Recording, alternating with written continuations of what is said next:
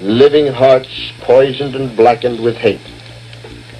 I should like to see any power of the world destroy this race, this small tribe of unimportant people whose history is ended, whose wars have all been fought and lost, whose structures have crumbled, whose literature is unread, whose music is unheard, whose prayers are no longer uttered.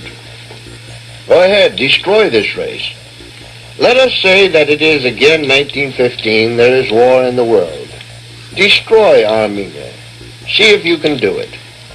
Send them from their homes into the desert. Let them have neither bread nor water. Burn their houses and their churches. See if they will not live again. See if they will not laugh again. See if the race will not live again when two of them meet in a beer parlor 20 years later and laugh and speak in their tongue. Go ahead. See if you can do anything about it. See if you can stop them from mocking the big ideas of the world.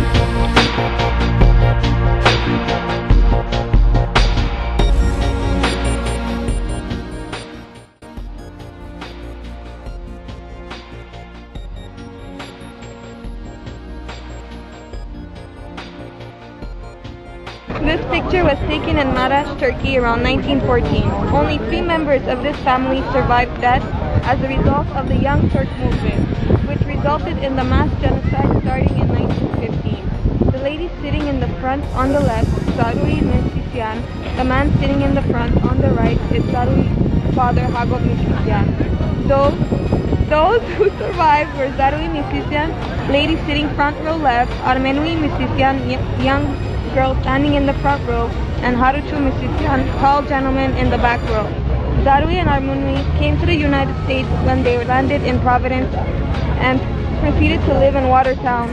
Haruchu Missisyan went to live in Argentina, Buenos Aires. Levon Missisyan was taken from his home in Marash and never seen again.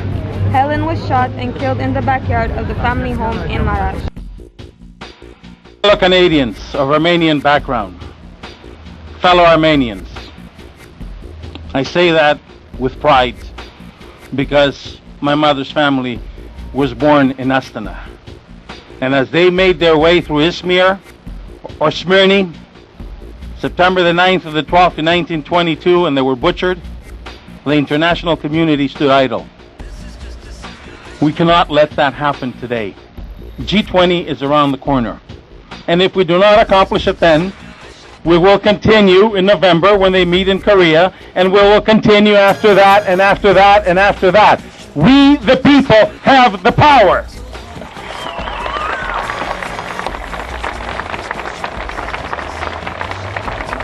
Long live Canada.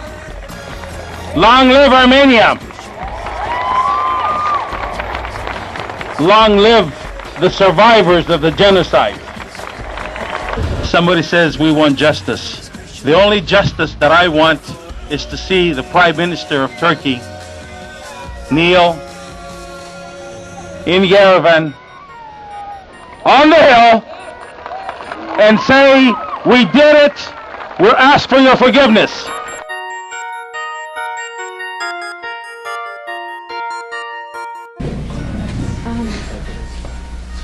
I have a question for Mrs. Rita Suleyhan Kuyumjian.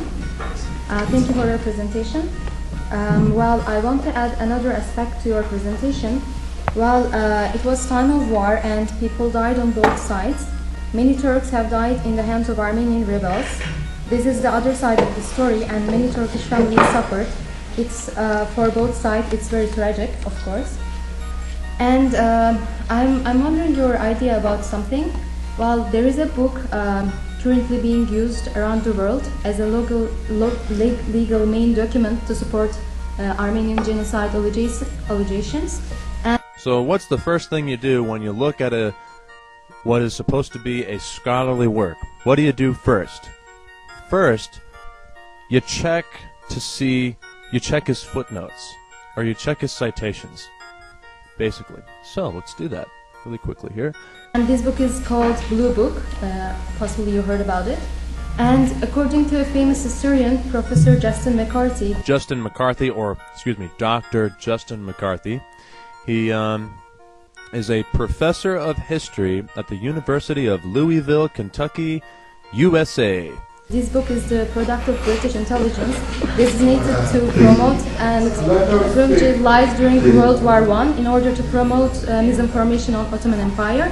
This is a guy who denies the Armenian Genocide, by the way. So, one more thing I want to get through. McCarthy mentions that this book includes erroneous and faulty information.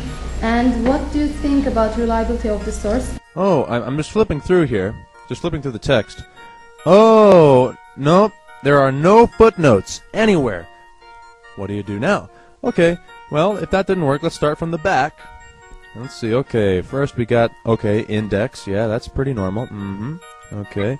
Suggested readings. Uh-oh. This is starting to look pretty bad. This has never happened to me before. What do you... Oh, my God. You know what? Justin McCarthy puts himself down twice in suggested readings, so he clearly thinks very highly of himself. No, we don't have... we don't have Dadrian or Taner Akçam or anybody who's, you know, very, very well known, so pretty interesting. Let's see his citations, right? Suggested readings, there might be citations before that, right? Huh? What? This is... What? Oh, this is... Okay, I need to show you this now. Okay, look at this. By the way, I'm not biased. I'm just wondering your opinion because I'm sure this is something very widely known. I think this is the time to ask. Yeah, thank you. Okay. This chapter is called Notes.